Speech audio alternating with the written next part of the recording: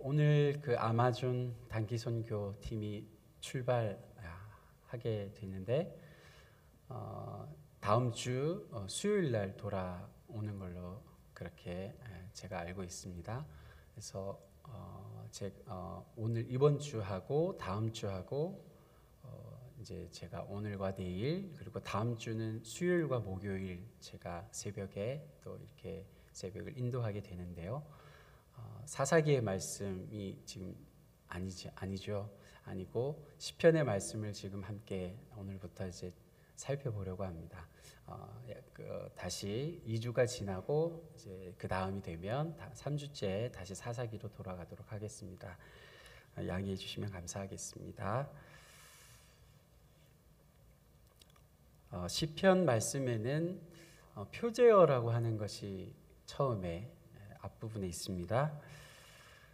이 표제어를 통해서 누가 이 시편을 썼는지 우리가 가늠하고는 합니다. 하지만 그 시편을 쓴 사람이 아닌 경우에도 표제에 그 이름이 나오는 경우들이 있습니다.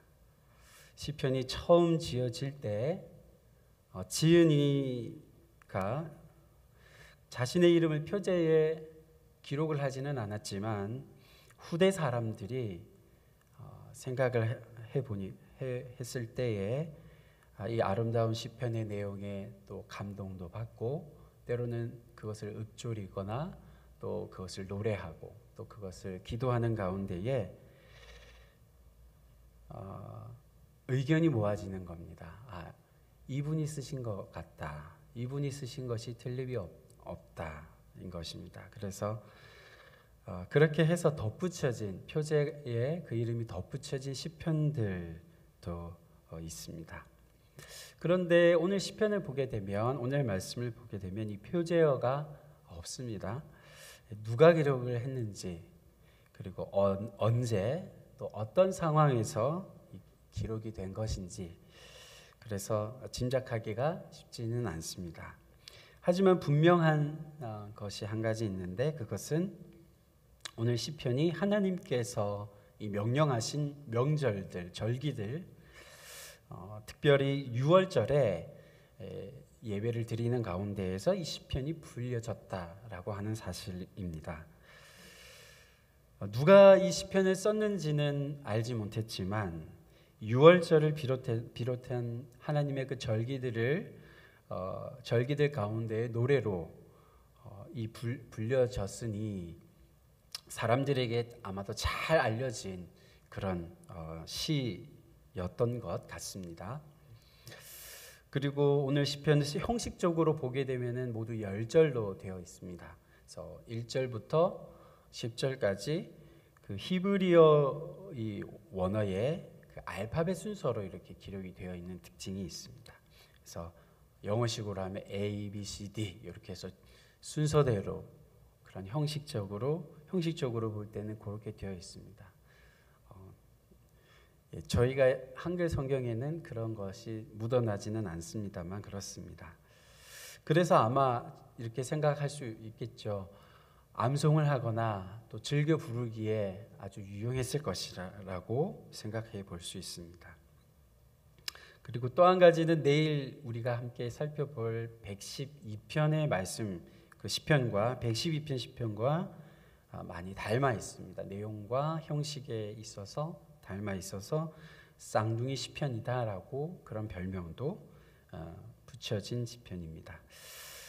네, 그러면 이제 조금 더 자세하게 한 절씩 우리 말씀을 좀 들여다보도록 하겠습니다. 먼저 1절 말씀 우리 한 번 더 우리 같이 한번 읽어보면 좋겠습니다. 1절 말씀 읽습니다. 할렐루야, 내가 정직한 자들의 모임과 회중 가운데에서 전심으로 여호와께 감사하리로다. 네. 시인은 먼저 하나님께 찬양을 드리는 말, 할렐루야라는 말로 시편을 시작합니다. 여러분 무슨 말입니까? 우리 각 주에 보게 되니까 잘 아시겠지만 여호와를 찬송하라라는 말입니다. 여러분 하나님을 찬송하십시오. 다짜고짜 앞뒤 배경도 없이 시인은 지금 이유 여하를 막론하고 하나님을 찬양하십시오, 여호와를 찬송하십시오라고 시작하고 있습니다.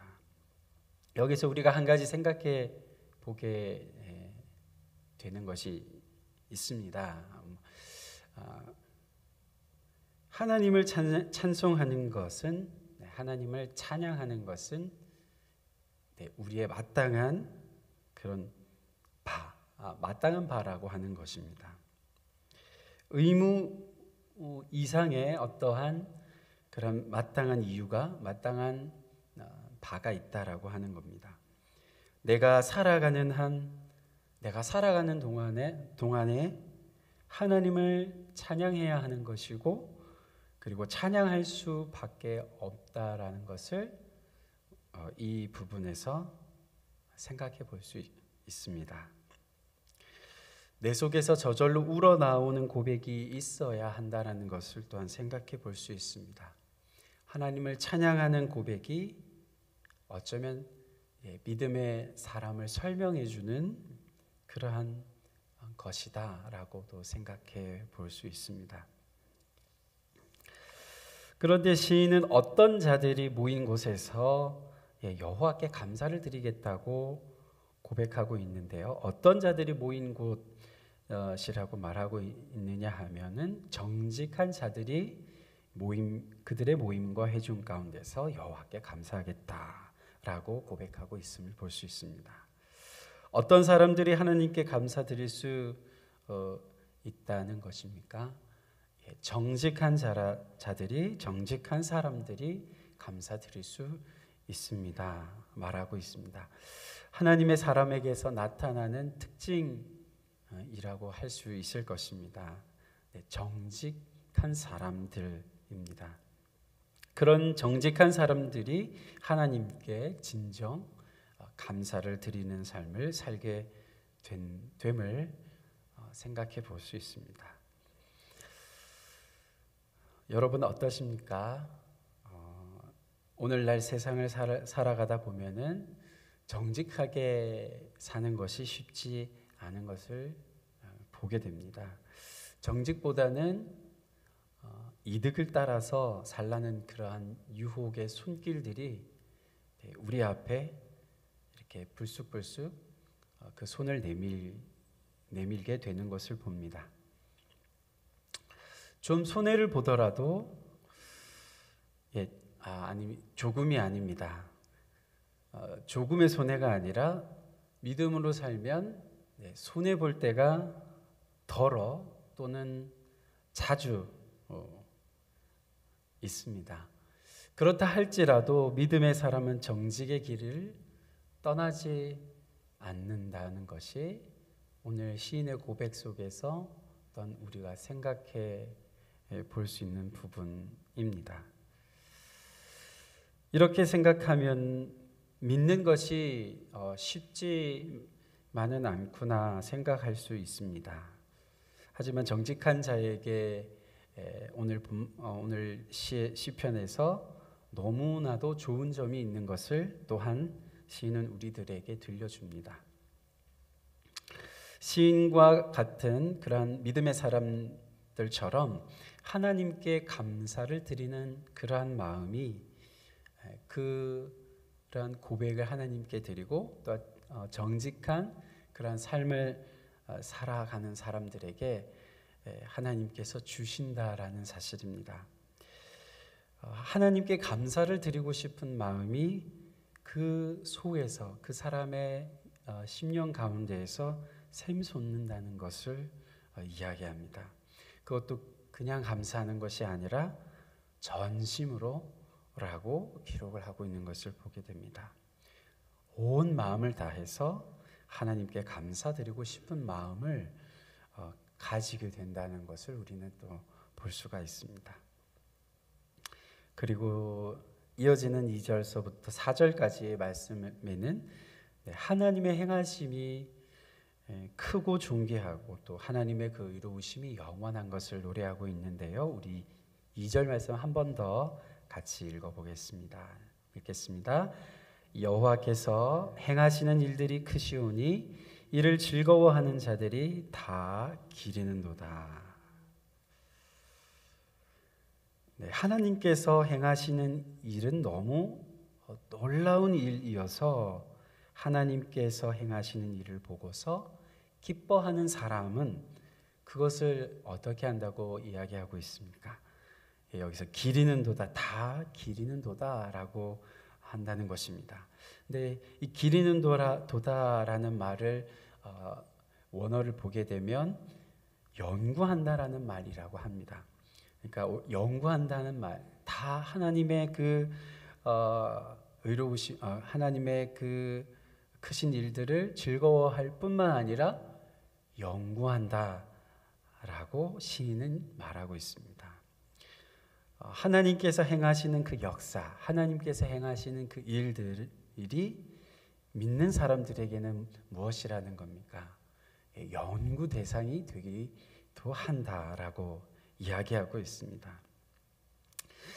세상에 우리에게 즐거움을 주는 것들이 여러 가지들이 많은 것들이 있습니다.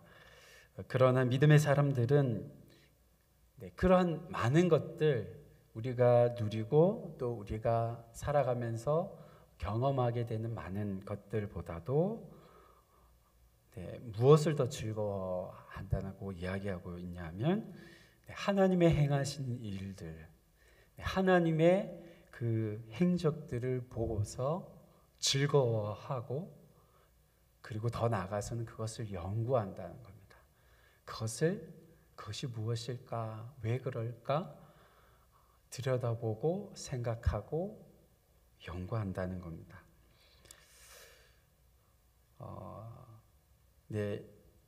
자기가 좋아하는 것들을 쫓아서 행하는 그것들이 중요합니다.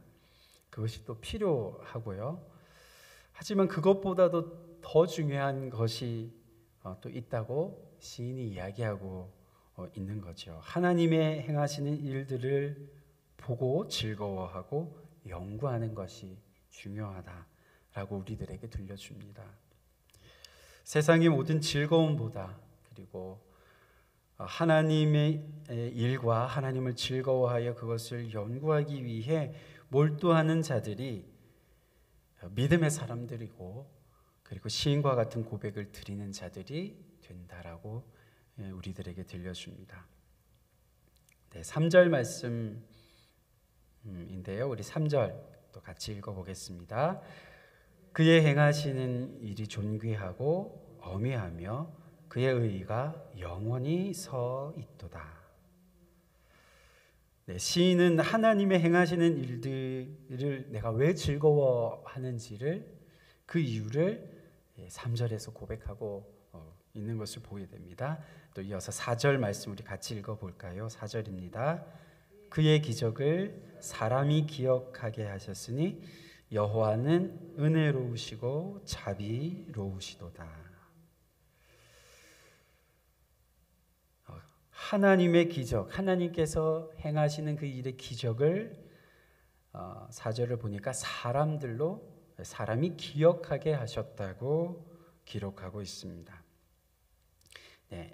하나님께서 행하신 일이죠. 여기서 기적은 하나님이 행하신 일입니다.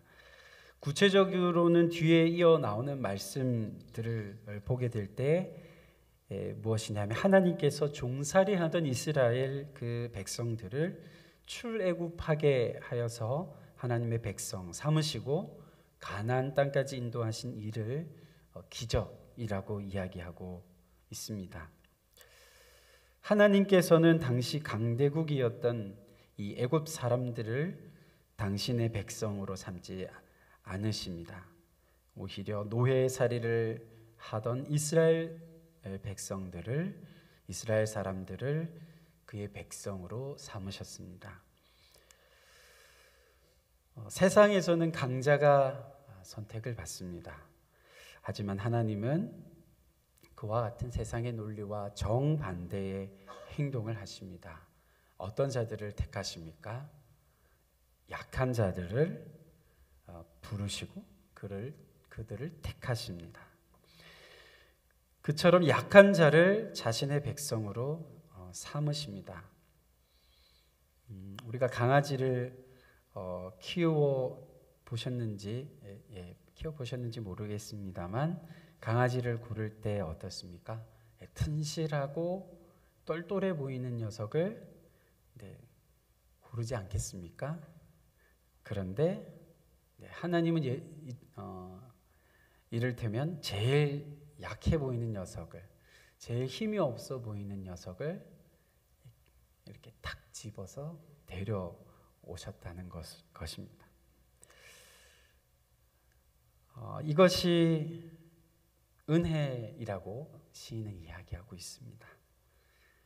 하나님은 나처럼 보잘것없는 자를 오히려 탁 집어서 골라서 당신의 백성으로 삼으시고 있기 때문입니다. 여호와 하나님은 정말로 은혜로우시고 자비로우신 분이심을 우리는 고백하지 않을 수가 없습니다.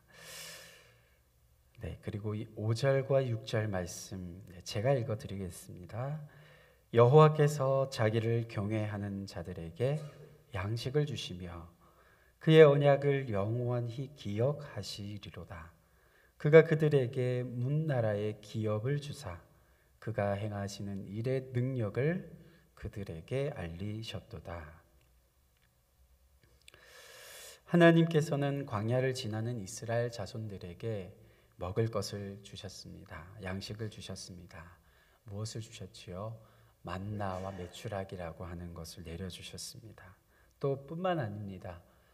반석에서 물이 나오게 하셨고, 그리고 그들의 옷이 헤어지지도 않게 하시고, 뿐만 아니라 그들의 발도 부르트지도 않게 하셨습니다. 하나님은 왜 그렇게 이스라엘 백성들에게 행하신 것일까요? 우리가 잘 아는 신명기 8장 3절 말씀을 알려주시기 위함입니다. 사람이 떡으로만 사는 것이 아니요 여호와의 입에서 나오는 모든 말씀으로 사는 줄을 알도록 하기 위해서 하나님께서는 그들을 그의 백성으로 삼으시고 인도하셨습니다. 뿐만 아니라 하나님은 그들에게 또한 기업을 주셨다고 시인은 고백하고 있습니다. 400년간 노예 생활을 했던 이 이스라엘 백성들로 하여금 가나안 땅을 차지하게 하셨습니다. 그들이 그 땅을 차지하는 과정 가운데에서 그런데 그들이 알게 된 것이 한 가지가 있습니다. 그것은 자신들의 능력, 자신들의 힘이 아니라 하나님의 능력, 하나님이 행하시는 그 일의 능력으로 가나안 땅을 차지하게 되었다는 사실입니다. 이처럼 시인은 하나님의 행하심을 이와 같이 노래하고 있는 것을 우리는 볼 수 있습니다. 그리고 7절, 8절 말씀 다시 한번 읽어드립니다. 그의 손이 하는 일은 진실과 정의이며 그의 법도는 다 확실하니 영원 무궁토록 정하신 바요 진실과 정의로 행하신 바로다. 시인이 하나님이 행하시는 일을 짝을 이룬 두 단어로 표현을 하고 있습니다. 7절에서 또 8절에서 한 번씩 해서 두 번 나오고 있는 표현이 있습니다. 바로 진실과 정의라고 하는 것입니다. 진실과 정의, 세상에서 우리가 세상을 살아가면서 좀처럼 경험하기 쉽지 않은 말입니다. 오히려 거짓과 불의가 횡행하는 곳이 우리가 경험하는 세상의 모습이라고 해도 과언이 아닐 것입니다. 시인은 하나님의 손이 하는 일이 무엇과 같다고 이야기하냐면 진실과 정의와 같다고 고백하고 있습니다. 생각해 볼수록 묵상할수록 너무나도 우리들에게 감동을 주는 그런 표현인 것 같습니다. 하나님의 손이 닿는 곳마다 진실이 행해지고 정의가 또 이루어진다는 겁니다. 그리고 거짓과 불의로 고통받는 이 세상 가운데에 하나님의 손이 펼쳐지면 어떤 일이 일어난다고 고백하는 것입니까? 진실과 정의의 그러한 땅으로 바뀌어지게 된다라는 고백이 시인의 고백 가운데 있는 것이죠. 그리고 9절 말씀입니다. 여호와께서 그의 백성을 속량하시며 그의 언약을 영원히 세우셨으니 그의 이름이 거룩하고 지존하시도다. 하나님은 그의 백성을 속량하십니다. 자신들의 잘못으로 억압과 고통을 받는 그의 백성들, 택한 백성들을 하나님은 그저 지켜보고만 계시지 않으십니다. 그의 백성을 속량하십니다. 그들을 사랑하시기 때문에 그들을 속량하신다는 것입니다. 그들을 그 어려움 가운데서 건져내신다는 겁니다. 언약을 지키는 데 있어서 그렇게 믿음직하지도 않고 그렇게 성실하지도 않는 그의 백성을 하나님은 긍휼히 여기십니다. 그리고는 하나님께서 몸소 그 언약을 함께 그의 백성과 맺은 언약을 지켜내십니다. 그러한 은혜를 입은 자들은 그분의 이름을 거룩하다라고 고백하지 아니할 수 없습니다. 지극히 높으신 분이라고 찬양하지 않을 수 없습니다. 이처럼 시인은 노래하면서 오늘 본문 10절로 이렇게 마무리하고 있는 것을 보게 됩니다. 여호와를 경외함이 지혜의 근본이라. 그의 계명을 지키는 자는 다 훌륭한 지각을 가진 자이니 여호와를 찬양함이 영원히 계속되리로다. 시인은 마지막 행을 여호와를 경외하고 그의 계명을 지키는 것을 이야기하면서 마무리합니다. 세상의 모든 지혜와 지각이 훌륭한 모든 것들, 이 모든 것들보다도 더 뛰어난 것이 있다라고 고백하는 것입니다. 그것이 무엇입니까? 여호와를 경외하는 것, 그의 계명을 지키는 것이라고 이야기하고 있습니다. 간단하게 얘기하면 한마디로 하나님을 믿는 믿음이 더 뛰어나다라고 우리들에게 선언해주고 있습니다. 하나님께서 우리에게 주신 믿음, 이와 같은 믿음은 실로 이 시인의 고백처럼 놀라운 것임을 이 새벽에 우리들은 생각해 보아야 할 줄로 믿습니다. 이 세상의 온갖 지혜보다도, 이 세상의 너무나도 놀라운 가르침들, 그런 것들보다도 우리가 고백하고 있는 이 믿음이 더 뛰어난 것이다라고 고백하고 있습니다. 눈부신 그 과학기술의 발달들보다도, 그리고 그 놀라운 발전 속도들보다도 우리가 가지고 있는 이 믿음이 너무나도 더 귀하다라고 그렇게 고백하고 있습니다. 여호와를 경외하는 것, 그리고 그의 계명을 지키는 것, 우리의 믿음, 이와 같은 우리의 믿음이 그 세상의 지혜들보다도 뛰어날 뿐만 아니라 이 지혜들의 근본과 같은 것이다라고 시인은 노래하고 있습니다. 우리에게 허락해 주신 이 믿음이 얼마나 놀라운 것인지 이 아침에도 또 오늘 하루도 하루를 시작하면서 고백하시며 또 그 가운데 믿음으로 걸어가시는 우리 진국교회의 모든 귀한 권속들이 되시기를 주님의 이름으로 축원합니다. 기도하겠습니다. 하나님 아버지 감사합니다. 부족하고 연약한 것 많은 저희들을 불러서 하나님의 자녀로, 하나님의 백성으로 삼으시고 또 놀라운 믿음을 저희들에게 심어주셔서 그 믿음의 여정으로 이 땅을 살아가게 하신 하나님 감사드립니다. 저희들의 삶을 돌아보고 또 오늘 시편의 말씀 속에서 하나님의 백성들 가운데 행하신 그 하나님의 일들을 생각해 보니 참으로도 기적과 같은 것이며 은혜와 자비의 손길로 가득 차 있는 것을 생각해 보게 됩니다. 주님, 저희들의 삶 속에도 놀라운 그와 같은 하나님의 은혜와 자비의 손길들이 가득 배어져 있음을 주님, 이 아침에도 저희들이 잊지 않고 그렇게 믿음의 길로 계속해서 나아가겠노라고, 정직한 길로 또한 살아가겠노라고 결단하며 나아가는 우리의 삶이 될 수 있도록 주님 인도하여 주시옵소서. 주님, 험악한 세상 가운데서도 믿음의 백성으로 이와 같이 신실하게 또 주님 은혜에 응답하며 살아가는 오늘 하루의 삶이 되게 하여 주시옵소서.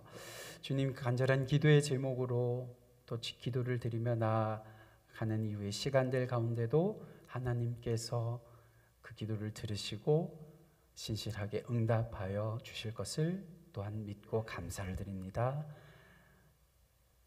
감사드리며 예수님의 이름으로 기도드립니다. 아멘. 자유롭게